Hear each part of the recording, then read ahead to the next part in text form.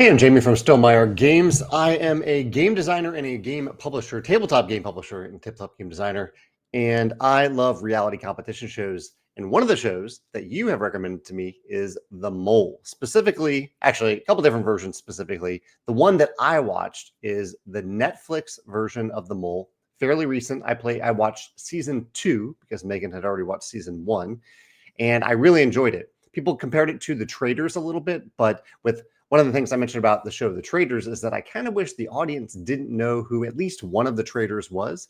And The Mole is all about that concept. Just like the contestants on the show, you, the audience, don't know who the mole is, and you're trying to figure it out as the other competitors are figuring it out as well. I really like that about the show. That isn't one of my things I'm going to talk about today, but I really like that hook about the mole. So I have 8 game design elements about the mole that I'm going to mention today. And the first, and so these are kind of from what I struggle with the most about the show, all the way to my favorite thing about the show. And I'll kind of talk about how the show is structured as I go here. The number one thing, really the number 8 thing that I think could be improved about the show is that it was not entirely clear to me at the beginning of the show and even throughout the show what the objective was for the mole. As much as I can gather, I think the idea is that the mole is trying to prevent the group from adding money to the pot while remaining undetected. Because I guess if the mole is detected, then they'll be given fewer positions of power, and they'll be able to remove less money from the pot. But even that isn't entirely true throughout the show. There are many times that the mole can act no matter what the group knows about them being the mole. The group the group can't do anything about it. So I wish it was just a little bit clear what the mole is trying to do. Like, are they gaining the money that they don't put into the pool? Are they just trying to create a little chaos, a little havoc?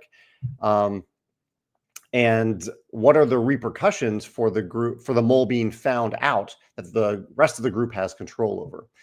I wish that as someone viewing the show, I wish that was a little clearer, and maybe I just need to not think about it as much. But I'm open to any insights about that. And I think generally in game design, it is important for the players and the audience to know what the rules of the game are. And in this case, it was pretty unclear what the mole was doing and how much control they had over it versus the rest of the group, and what it meant if the mole was found out.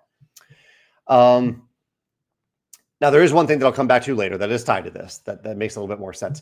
So number 7 is the idea that there is a shared pool of funds. And for the most part, I think this is a great idea. What it means throughout the show is that the competitors will compete in a challenge, usually heist themed, which I think is pretty cool. And they will try to do that challenge well to add money to the general pot. And then at the end of the show, one player will win that money. Now, the downside to doing it this way is that if you don't think you're going to win the show, there's a much greater incentive, or much less incentive, to add money to the pot. Like, you care less about the money and more about just persisting in the show, because you're more afraid of not advancing rather than being the final winner who gets the rest of the money. So I actually think, I wonder if those incentives could go away, it could be improved if each player had their own pool of money that could go up or down throughout the show, in addition to a general pool. It might get a little bit too complicated to do it that way, but I think there were just certain times where it would have been nice if individual players could have gained or lost their own money and had that incentive of being like, okay, if I can survive, this is my money that I have control over, and I'll also try to work out the group's money too, because I might try to win that. But at least, like, this is my pool of money, rather than this. Like, it's like the difference between me spending money out of my own wallet versus me spending your money. Like, that's a very different psychological approach to spending money. At number 6, I usually like to talk about the finale for these shows, because I think the finale needs to be pretty strong for the show to be memorable and good. And I think the finale was decent with the mole. I think the number one thing that I liked about the finale, I guess the way the finale is structured in the mole is that there are 3 contestants remaining, and all 3 of them take the test to figure out who the mole is. I'll talk about that more in a moment. A test that is taken throughout the show, and whoever does better on that test and isn't the mole, because one of those 3 is the mole, whoever does better on that test wins the game, and they win the remaining money. Which is fine. That's all good. That's consistent with the rest of the structure of the show. The thing that the one I would say slight catch is that there isn't much more drama than that. Like it is, there is a challenge in that episode, but mostly it is an episode about taking a test. But the thing that I think makes it pretty good for the audience, at least, and for the players who have been kicked out or haven't made it that far, is that there is a recap shown behind the scenes of showing what the mole did throughout the process to accomplish their goals. I will say, watching season 2 of the Netflix version, my sense was, well, actually, I don't want to spoil who the mole was, because I think it's worth watching. It was a good season, but I wish the mole had gone a little bit more into the mind games that they played to remain hidden throughout the show. I think they could have done a little better job of that, and maybe they did it and it was edited out. But I would have loved to see it as an audience member. Okay, we're getting into some nitty gritty elements of game design here. I think the show, and I hinted at this earlier, I think that the contestants and the show overvalue the idea of an exemption. This is the concept of immunity on this show, where you can at certain times buy or earn an exception, and that means you don't have to take the test at the end of the episode to try to remain in the game. Rather, you just move on. Now, the good thing about this is that because you aren't taking the quiz, you aren't learning information about who the mole might be based on your success or failure in the quiz. Not that the quiz tells you much about that anyway, but that's a slight detriment. But I think for the most part, if players ever had the chance to take the exception, they seem to take it because they are afraid of being kicked off the show and having the worst score, which to me is a little unfortunate because it just seems a little bit too overvalued. Honestly, I think I would rather the contestants try to do their best and add money to the pot as much as possible, because otherwise they kind of all appear like the mole at times, which is also kind of the point. But I don't know. I thought it was that the exception was overvalued throughout the show, and I wish something could be done. And unfortunately, I don't have any great ideas about what can be done to do this, but to make it just a little bit less valuable, a little less sought after by the contestants. Now, tied to that is one thing that I really like about the show in general, is that I kind of like that the show, that everyone has different moments where they appear a little bit like the mole, whether they're bumbling through a challenge because they're just not good at it, whether they do something to advance their own progress in the game, even though it hurts the group. I think that's pretty good. I think that's a good element of the show, that there are various reasons that you are going to bring suspicion onto yourself, even though you aren't the mole. It makes the hunt for the mole more interesting. So I really like this. I think this is well done. No real notes about it. And number 3, I like that throughout the show, throughout the challenges, people are put in leadership positions to have a little bit more power than the other players in the challenges. I think this gives players an opportunity, gives the mole an opportunity to mess up a challenge, and it gives other players the chance to either act a little bit like the mole, so other players think that they're the mole, which there's a strong incentive in the show to do that due to the quiz that I'll continue to get to in a moment,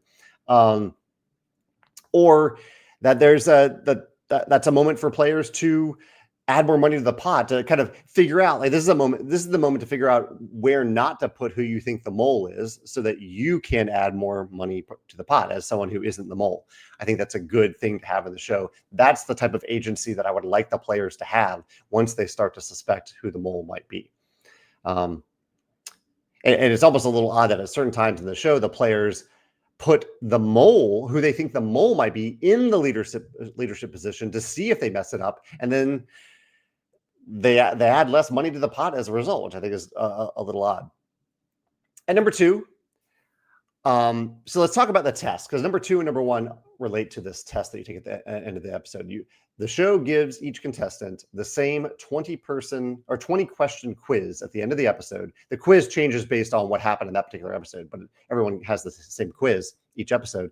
Everyone takes those, answers those 20 questions, and whoever does the best on or whoever does the worst on the quiz is eliminated from the show. Talk about that more in a second, but beyond that, it's binary. You either didn't do the worst or you did the worst. You don't gain any other information from that quiz. And it ties to certain incentives in the show or rewards in the show, where you might get if you get an answer wrong, then a reward might say, oh, that answer counts as correct anyway. But I think it's really clever that the show doesn't tell people their exact score, because that way, early on in the episode or early on in the season, maybe I just pick another contestant and I go all in on them on the quiz, and maybe I get it right. If the quiz told me that I got 20 out of 20 questions, I would know for sure right away who the mole is, and I would use that information throughout the show. It would make the show a lot less interesting if you knew that score. Now, I do think it would be an interesting reward at a certain time to know, hey, did I get, like, maybe a reward could be that you are informed whether or not you got above or below 50% of the questions right, or something like that, to give you a little bit of information about how you were doing on the quiz compared to the other players. And lastly, number 1, also tied to this, I love that this is an elimination style show where your elimination is based on your skill and your ability to learn about people and pay attention to people. It is not about being voted off. Again, I've come back to that a few times in these videos, and I don't know why it's important to me, because I love Survivor. I love that element, that social element to Survivor. But these other shows have opened my eyes to the idea that you can structure a show in this way to let players have the opportunity to use their skills to advance themselves in the game, beyond just social skills, to use their actual, I don't know, their insights, their perception, their knowledge, to not be the worst player in the mole.